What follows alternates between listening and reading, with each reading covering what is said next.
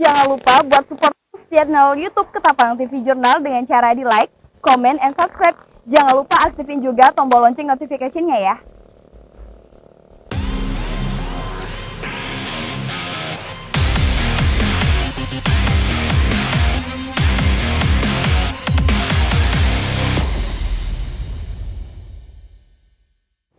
Saudara, jumpa lagi bersama saya di Tauktar Mauludea di dalam program acara Ketapang TV Jurnal edisi sepekan. Kami akan menyajikan berita-berita yang terhangat dan terpopuler yang kami suguhkan untuk Anda. Inilah dia Ketapang TV Jurnal sepekan.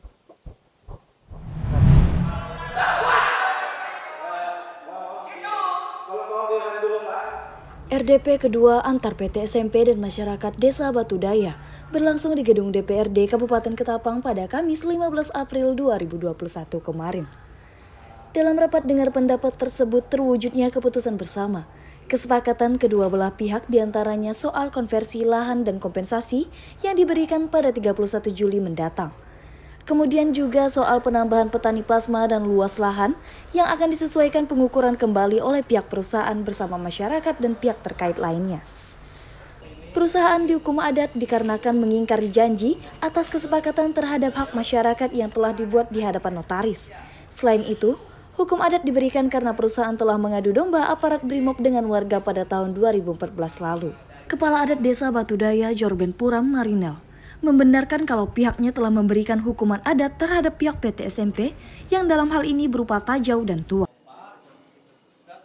Pertama-tama tajau dengan ada uang untuk pembayaran tajau ini. Iya. Ya. Terus jadi hasil kesepakatan sementara apa nih Pak dengan pihak perusahaan ini? Hasil kesepakatan memenuhi perjanjian-perjanjian yang mudah diakui yang diusulkan di kantor DPR.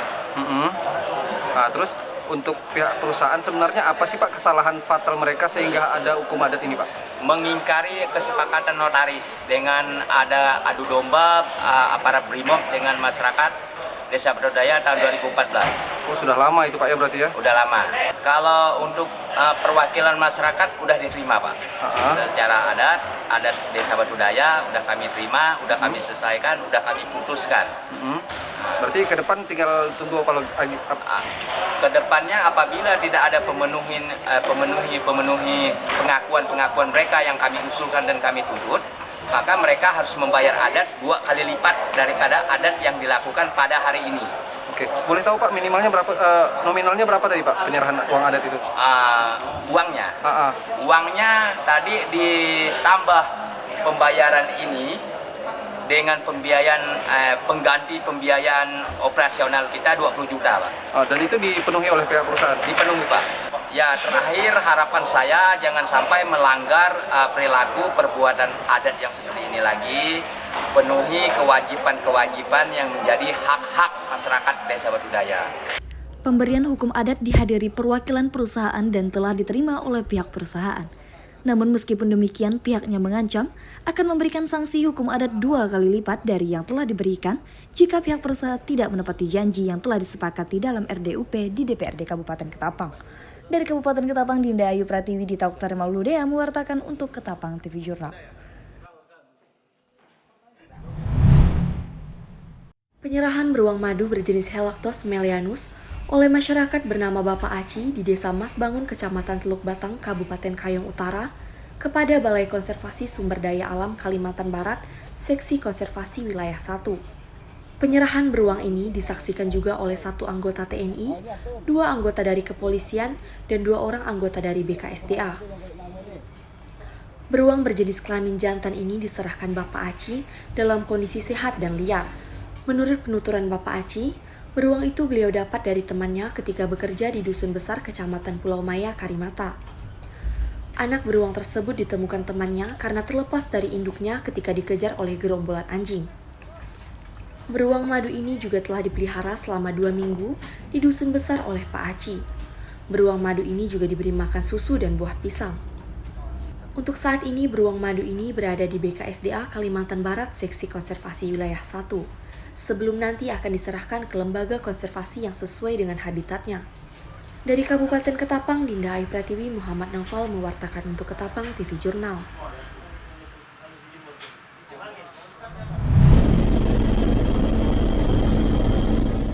Saat ini, habitat satwa mulai terancam. Banyak dilakukan penebangan liar untuk dijual kayunya, perluasan lahan maupun perburuan liar. Banyak pula penjualan satwa dilindungi di pasar gelap yang terjadi di seluruh Indonesia, baik yang dipercaya sebagai obat, peliharaan, dan diproses menjadi barang yang memiliki harga jual tinggi. Kepala Balai Konservasi Sumber Daya Alam Kalimantan Barat, Satata Nur Adi Rahmanta, sangat menyayangkan hal tersebut. Karena pada dasarnya satwa liar dan manusia memang hidup berdampingan di habitat masing-masing. BKSDA juga sering menerima laporan dan menyelamatkan satwa-satwa yang dilindungi dari masyarakat. Ia menghimbau agar masyarakat memiliki kesadaran akan pentingnya menjaga satwa dilindungi dengan tidak memburu dan mengganggu habitat satwa. Jadi kami menerima penyerahan satwa liar itu sudah beberapa kali ya, ini bukan yang pertama. Dan kebijakan kita jelas, secara umum begini, setiap satwa yang diserahkan kepada kami, kita akan kaji kondisinya ya, kesehatannya, kondisi liarnya seperti apa, dan prinsipnya semakin cepat dia dilepas liarkan kembali ke habitatnya itu lebih baik.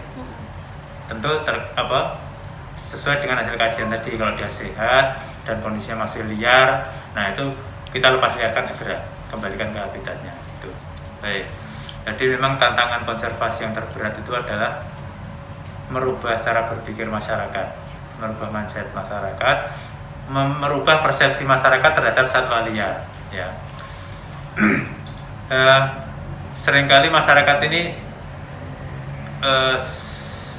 persepsinya ya seolah-olah kalau ada persinggungan antara satwa liar dan manusia, itu seolah-olah terus harus ditangkap, diserahkan BKSDA. Nah, kalau begitu terus kan nggak selesai-selesai. Interaksi manusia dan satwa liar kan sudah sejak dulu ada.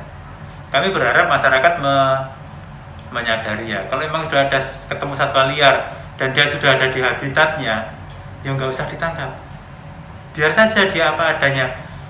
Kalau sudah di alam liar, di habitatnya, dia mau mati mau apa, kalau sudah di habitatnya ya sudah, memang itu proses alam ya, tidak perlu ditangkap, kecuali mungkin dia masuk ke pemukiman masyarakat itu kan, mungkin mengancam jiwa masyarakat. Tapi kalau misalnya dia tidak mengancam, misalnya seperti kadang-kadang juga burung enggang masuk ke pemukiman pun ditangkap, diserahkan ke BKSDA. Tidak usah.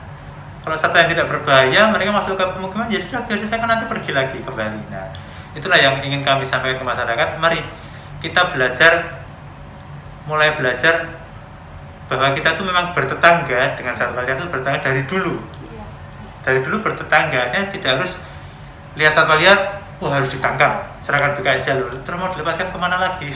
Itu. Masyarakat dihimbau untuk tidak memburu dan menangkap satwa liar dilindungi, terkecuali satwa tersebut masuk ke lingkungan atau mengancam keselamatan masyarakat. Namun, jika satwa tersebut telah diamankan masyarakat, masyarakat dihimbau untuk melaporkan satwa tersebut kepada pihak BKSDA atau lembaga konservasi yang ada di wilayahnya. Paulina Piling, M. Noval melaporkan untuk Ketapang TV Jurnal.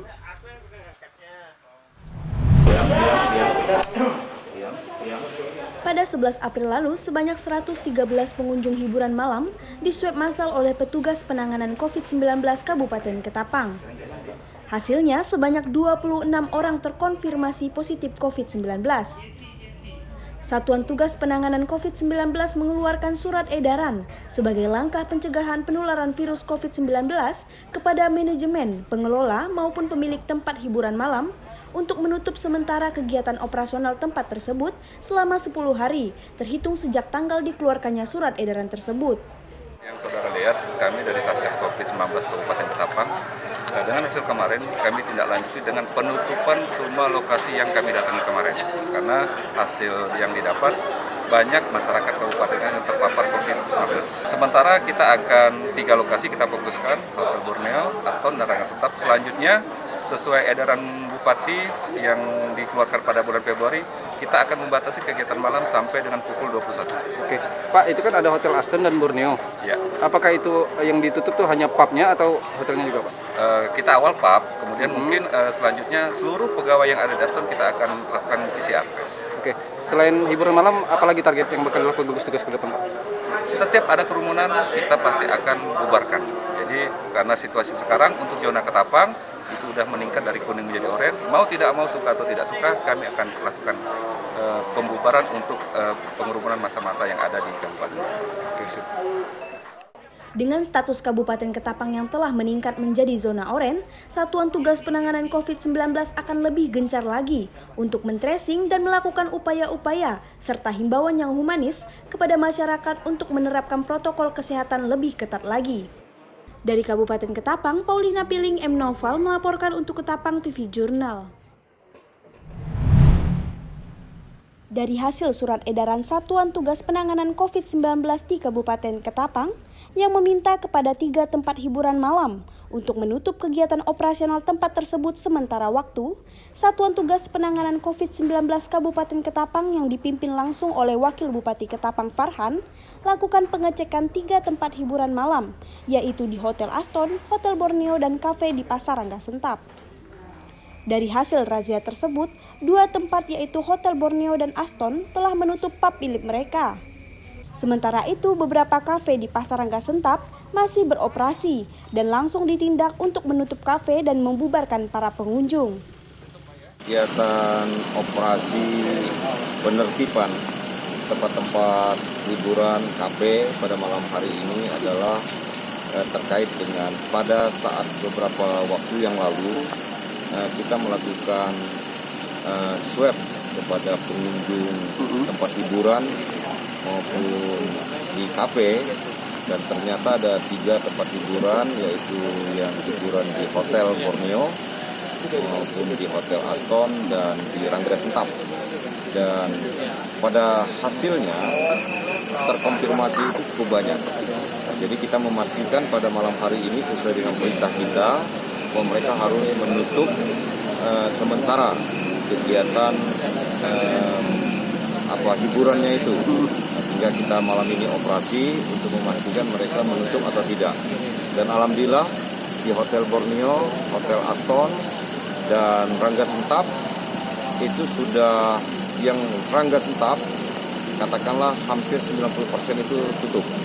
Ada beberapa yang belum tutup, dan tadi kita sudah kasihkan peringatan kembali untuk mereka menutup kafe mereka, karena kita tidak mau bahwa ada klaster baru lagi di kafe-kafe tersebut yang mengakibatkan meningkatnya konfirmasi COVID-19 di Kabupaten Ketapang.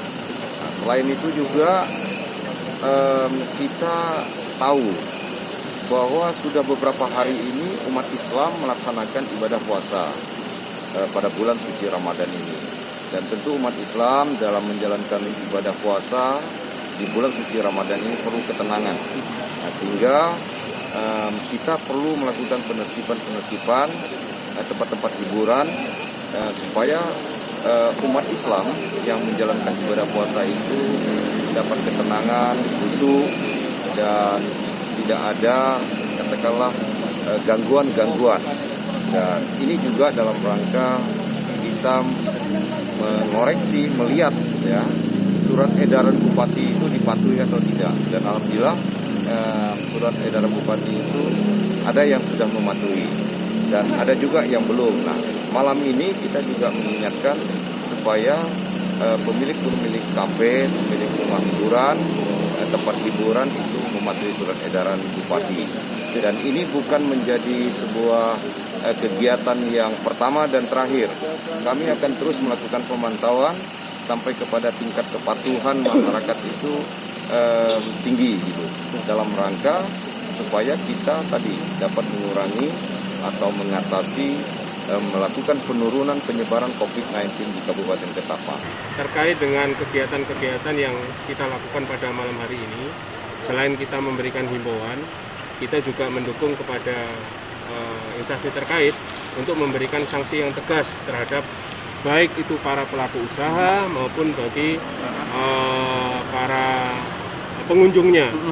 Karena sesuai dengan peraturan bupati yang sudah ditetapkan tentang pencegahan COVID itu ada sanksi, tidak hanya berupa sanksi sosial ataupun sanksi yang berupa himbauan, tapi juga harus ada sanksi denda. Itu yang kita sarankan kepada instansi terkait. Tentunya kita melalui UKL bergabung dengan instansi terkait, kita tetap melaksanakan patroli. Kebetulan sekarang bulan Ramadan tentunya harus menghargai terhadap umat Islam yang melaksanakan ibadah puasa, dan saya rasa menjadi kewajiban kepada tempat hiburan untuk tutup sampai dengan selesai bulan Ramadan, kemudian juga dalam rangka upaya pencegahan penyebaran COVID-19. Karena sudah pernah dilakukan tracing adanya pengunjung yang positif. Satgas Penanganan COVID-19 Kabupaten Ketapang berharap tempat-tempat yang sudah mendapat surat edaran agar mematuhi arahan tersebut guna memutus rantai penyebaran virus COVID-19 di Kabupaten Ketapang. Paulina Piling, M. Naufal melaporkan untuk Ketapang TV Jurnal.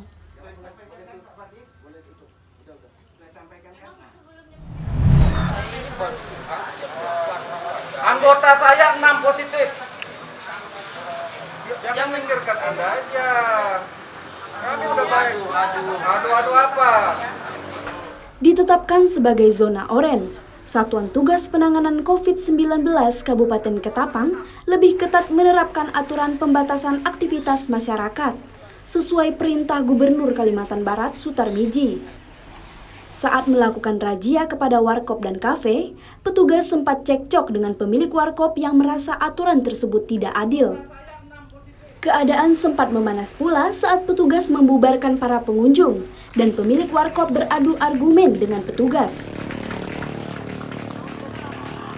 Warung kopi yang operasionalnya malam, yang bukanya habis tarawih jam 8, merasa tertekan. Rezeki saya ngasih makan anak bini saya, karena jam saya itu buka jam 8, harus ditutup jam 9, sangat rugi saya. Ini baru datangnya jam 8. Dan kalau sampai jam 9 ditutup 1 jam, yang minum cuma saya dan karyawan saya. Gaji karyawan gimana?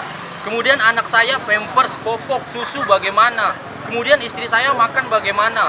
Tolong pemerintah sekalian dilihat benar-benar keadaan kami yang buka malam. Kami bukan warung kopi yang operasionalnya subuh, itu ramai sampai sore.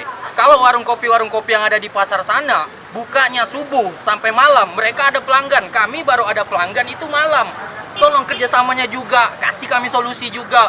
Jangan hanya kami yang dimintai pertanggungjawaban sementara nggak ada solusi. BLT 2,4 juta itu nggak ada apa-apanya untuk saya. Oke, Bang, ini kan kebijakan dari Gubernur Bang, dari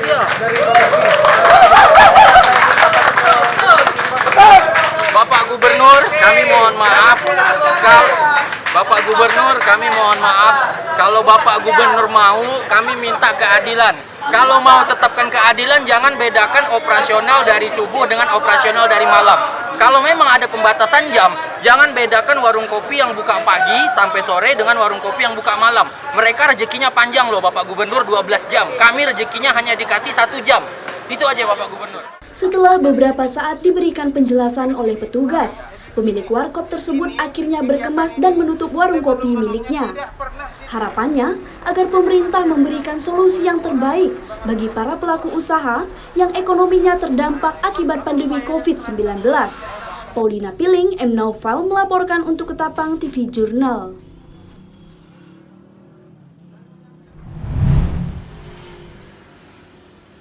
Pemerintah mengeluarkan aturan pembatasan jam malam bagi masyarakat dan pelaku usaha. Hal ini menimbulkan polemik terutama bagi para pelaku usaha kedai kopi. Khususnya pada beberapa hari lalu, adanya penertiban oleh petugas Satgas COVID-19 Kabupaten Ketapang yang mana meminta kedai kopi untuk tutup pada pukul 21. Hal ini sempat membuat bingung para pelaku usaha karena beberapa dari mereka tidak mengetahui adanya surat edaran tersebut. Beberapa pemilik kedai kopi melakukan diskusi tentang hal ini. Dan hasilnya mereka berharap pemerintah memberikan ruang audiensi bagi para pemilik pelaku usaha dalam mengkaji aturan ini karena mereka mengharapkan solusi yang terbaik. Tentang kebijakan nih yang kita tangkap di situasi sekarang yang sedang viral, sebenarnya lebih ditekankan kepada jam operasional yang mana harus tutup jam 9 kan. Kalau ditanya soal tanggapan, tentu di bulan ini, di mana teman-teman banyak yang berpuasa juga, otomatis mereka baru bisa buka setelah tarawih. Dan sangat disayangkan ketika harus ditutup jam 9, otomatis ruang untuk mencari rezeki kan cuman jadi beberapa persen dari yang seharusnya mereka buka kan.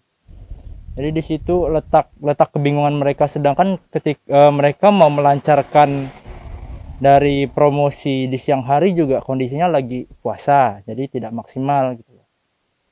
Yang dibahas kami dari beberapa pihak pengelola kopi shop atau kedai kopi setuju untuk saling mendukung, saling mengingatkan, juga saling memberi semangat satu sama lain, jangan sampai ada yang dijadikan kambing hitam di sini.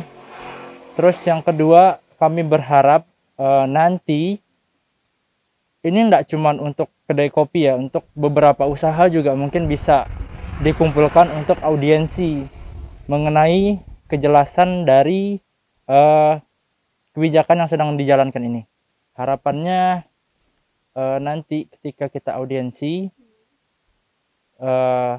itu kan membuka dua sudut pandang kan, di antara pebisnis sama pemerintah juga terbuka sudut pandangnya, diharapkan bisa jadi saling mengerti lah. Maksudnya ya kita juga sebagai pebisnis yang mana di Indonesia kan, di sebuah negara kami juga harus tunduk pada kebijakan. Cuman di satu sisi kami juga harus memikirkan banyak hal seperti operasional, terus kami buka bisnis kan juga mau cari untung, mau cari kehidupan, mau cari rezeki gitu. Nah, saya harapnya sih ada audiensi ya, supaya kita saling ngerti, saling ngobrolnya juga enak gitu kan, tidak seperti ditekankan kepada kami terus. Harapannya untuk COVID-19 di Kabupaten Ketapang tuh semoga teman-teman semua yang nonton ini ataupun yang tidak nonton ini cukup, pesan saya cuma satu, cukup sehat selalu ya sudah. Itu saja harapan saya. Para pemilik kedai kopi berharap agar pemerintah juga peduli dan memperhatikan para pelaku usaha yang usahanya terdampak pandemi COVID-19. Paulina Piling, M. Noval melaporkan untuk Ketapang TV Jurnal.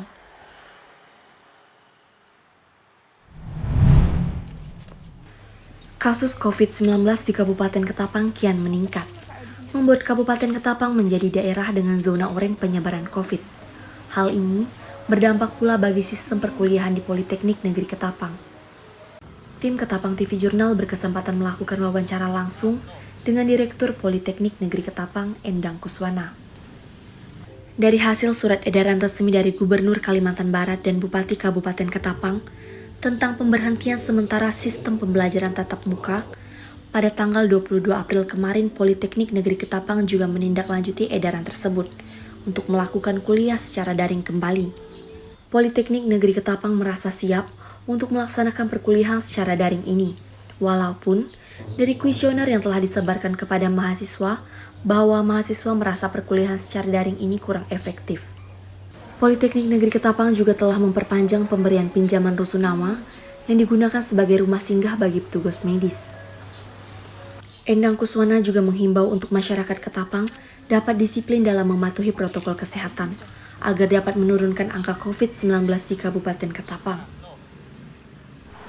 Jadi kita mulai tanggal 22 April ini, ya, setelah kita mendapatkan informasi terkait surat dari Pak Gubernur maupun surat dari Pak Bupati, nah kita sebagai warga Ketapang, ya, tentu juga menindaklanjuti. Jadi kita mulai tanggal 22 kemarin memutuskan untuk kuliah itu dilakukan secara daring. Kita yang kemarin sudah kita coba untuk beberapa angkatan itu kita melakukan luring. Sekarang kita kembali daring. Sampai kapan nih Pak kebijakan kuliah daring diterapkan? Nah kita akan coba terapkan, kan ini kita ada momen waktu di mana kita ini bulan puasa, kemudian nanti mungkin libur Idul Fitri ya. Nah jadi kita akan coba sampai kita mengikuti juga edaran dari Gubernur maupun Bupati ya. Kita kuliah ini fleksibel. Menurut Bapak efektif tidak nih Pak kuliah daring seperti ini? Nah kita mungkin gini, jadi di Politeknik ini kan 70% itu kuliahnya itu praktek ya. Nah, memang tidak semua praktek bisa disimulasikan gitu ya. Nah itu jadi kalau kita mata kuliah mungkin ada juga mata kuliah yang sifatnya teori juga tidak sepenuhnya kita bisa daring ya. Nah, begitu berdasarkan kuesioner yang kita sebarkan ke mahasiswa di semester lalu, itu mereka atau sebagian besar itu menganggap perkuliahan secara daring itu tidak sepenuhnya efektif, ya, tidak sepenuhnya efektif. Ya, kalau kita mungkin saja sekarang dengan melakukan secara daring itu juga ada inovasi dari dosen dan seterusnya ya. Nah, meskipun dari fasilitas Politap cukup siap lah untuk melaksanakan pembelajaran secara daring. Memang nanti di semester 2 misalnya itu kebanyakan kan masih kuliah. Yang semester 4 mungkin ada sebagian yang lagi magang ya. Nah, di semester atas ada magang, lagi riset gitu. Jadi tidak sepenuhnya juga. Memang kalaupun kita berlakukan secara luring itu juga mungkin hanya efektif di semester 1. Nah, sehingga kita atau semester 2 ya, semester awal itu kita menjadi daring ya. Semester 4-nya itu kan banyakkan praktek. Nah, kita pakai pola 50%. Jadi kalau mahasiswanya itu 15, nah kita prakteknya itu hanya setengahnya gitu, atau 30 hanya 15 orang gitu kan. Nah, yang atas kan sudah magang di industri. Dari Kabupaten Ketapang, Dinda Ayu Pratiwi, Paulina Pilih mewartakan untuk Ketapang TV Jurnal. Demikianlah berita Ketapang TV Jurnal edisi sepekan. Saya Dita Oktar Mauludea beserta seluruh tim redaksi yang bertugas pamit undur diri dan selamat berakhir pekan. Ingat pesan ibu, jaga jarak, pakai masker, dan hindari kerumunan. Terima kasih dan sampai jumpa.